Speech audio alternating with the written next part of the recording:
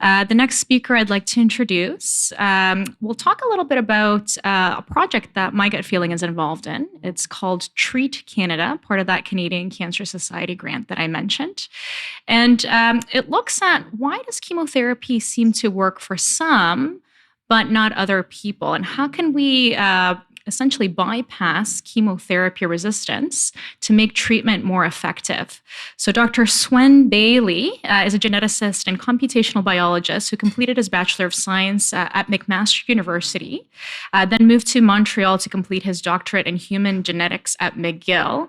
He completed his postdoctoral fellowship at Princess Margaret Cancer Centre and Hospital for Sick Children in Toronto, and then joined McGill's Department of Surgery in 2018. I'll let you read the full bio for this very impressive gentleman. Please help me welcome Dr. Sven Bailey.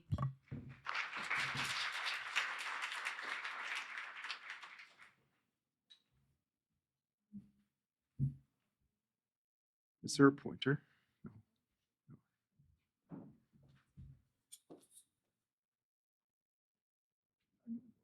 Okay, I'll try my best. It's okay. So that's actually going to be a very hard talk to follow. As a researcher, we don't really get to see patients very often. But I would first like to thank Teresa and My Gut Feeling for the invitation to come present some of our work. And I'll be presenting on behalf of a very large group of researchers and clinician scientists, the entire Treat Canada team, in our project to overcome treatment resistance in these cancers. So I'm actually very thankful for the excellent first talk by Dr. Gill, because I've tried to summarize all of what she said in a single slide. But what we really want to do with Treat Canada is challenge the current standard of care treatment for gastroesophageal cancers. I can't say it the other way. Currently they're treated with systemic cytotoxic chemotherapy plus or minus radiation. And as we heard, there are several biomarker or precision medicine-based approaches being developed or now coming out. However, they're still very limited for these patients. So with Treat Canada, what we really want to focus on, what we can do in the short term, though what I'll speak about is mostly preclinical studies. We still want to accelerate those studies to the clinic. So as I said, chemotherapy is currently the standard of care. And I apologize for having these images before lunch. But currently what happens is patients will receive 4 cycles of chemo before surgery in the neoadjuvant setting. And then after surgery, they'll receive another 4 cycles of the same cytotoxic chemotherapy. However, we know that 40% of those individuals will actually not respond to that therapy. It's a one-size-fits-all kind of therapy. And even if you do respond, 50% of those will actually recur. And also, we know even after the neoadjuvant treatments that you're not responding, they will still give you that toxic therapy, even though they know it will probably have no benefit for you. So this is what we want to target with this study and overcome several challenges. So what we wish to do is be able to predict those patients that will respond.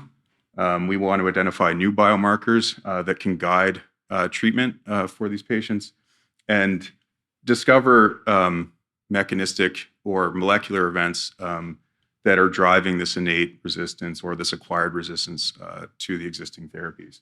And the idea is just to overcome this and be able to provide alternative strategies for them. So I included this cartoon just to make sure everyone understands what it is what we're looking for. And so in a patient's tumor, they're heterogeneous. So there's multiple cells within the tumor, and each one of those may have a different molecular profile or different alterations or a different transcriptional program that's been activated. And so what we're looking for is like this red cell in this cartoon is a cell that, at least in innate resistance, is not going to respond to the therapy. And after therapy will be actually selected for. It will continue to grow while the other parts of the tumor actually are dying.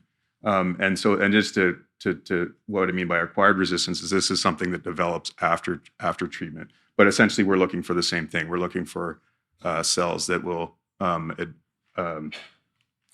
not be treated with the current standard of care. Treat Canada is a very large project. We're looking at multiple things. We've organized it into 4 work packages. I won't go through all the details here. Essentially, what we wish to do is recruit approximately 300 patients. We're sampling them pre-treatment, during treatment, and post-treatment. We're developing patient-derived organoid models for each of these patients at each of those time points. So these you can think of these as avatars for the patient's tumor. We're also profiling them using multiple omics approaches, genomics, transcriptomics, proteomics.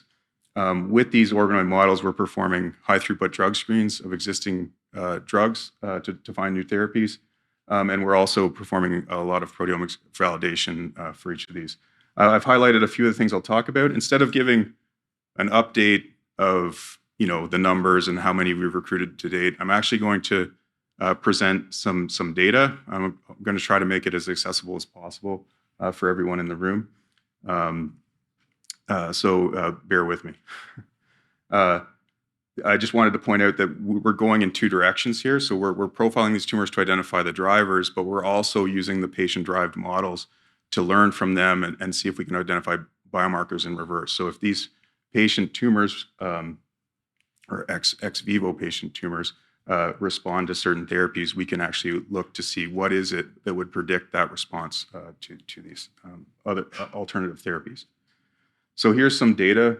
This is single-cell sequencing from about 26 patients, but across multiple time points. So there's quite a few samples here. So each one of those columns is a different tumor sample. And what you're looking at, and I don't have a pointer, so I'm sorry about that, but each one of those dots in the diagram or the image on the left there is a single cell from a patient's tumor. And we've sequenced now, about 130,000 cells from individual tumors, and of those, about 40,000 of them are epithelial cells from the tumor. And so what we're looking for is these cells, especially innate resistance, ones that are leading to innate resistance. So these clusters, these colors, are kind of, you can think of them as different cell types or different cells within the tumor that are behaving the same or expressing the same.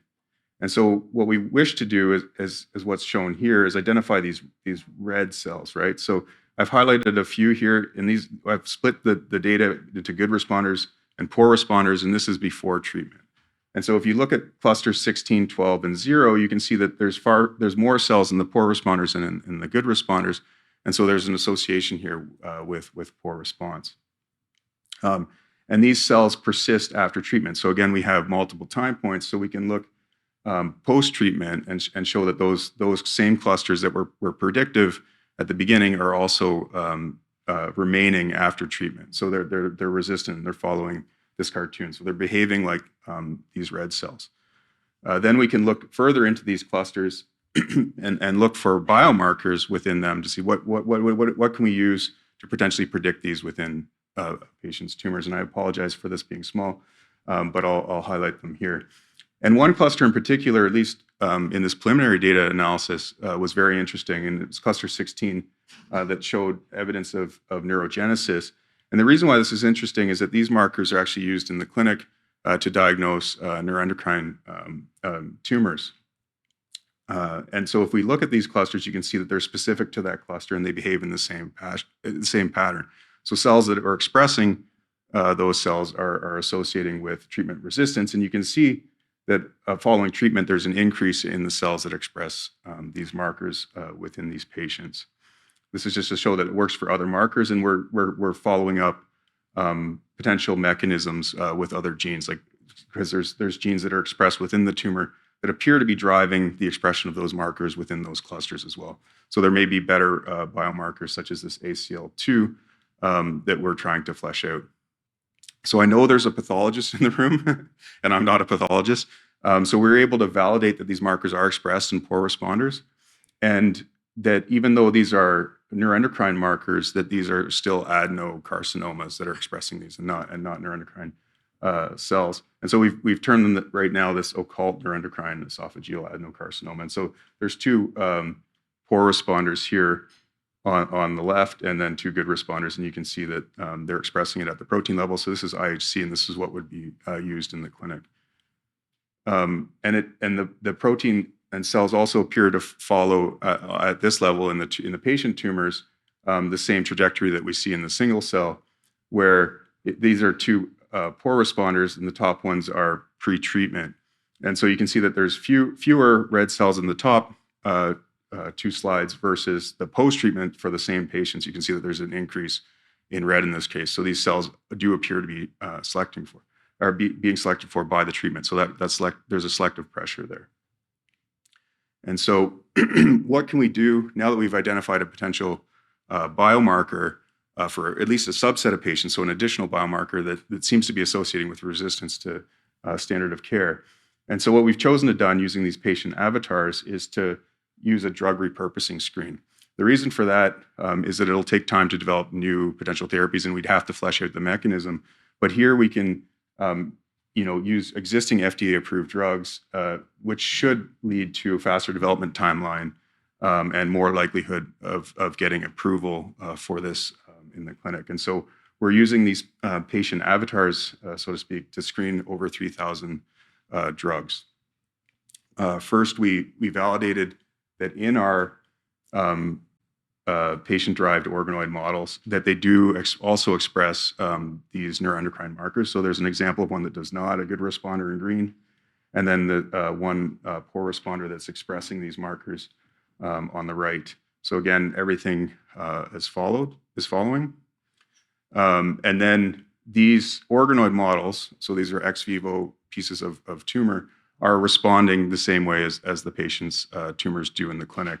And so in red, we have these neuroendocrine-like or occult neuroendocrine-like cells. And so you can see that essentially that line there is indicating how many cells are remaining after treatment. And you can see compared to the green that the red ones are doing worse. And then we've also included in blue an actual neuroendocrine tumor patient organoid. And you can see it does the worst of all. On the right here is treatments for the treatment with etoposide and cisplatin, which is used for neuroendocrine tumors, and you can see that these patients aren't responding to it either. So really what Treat Canada is trying to do is identify new treatment modalities or new salvage therapies for these patients. And so we're continuing to do more high throughput screens, and this is just a subset of the drugs that we've been using.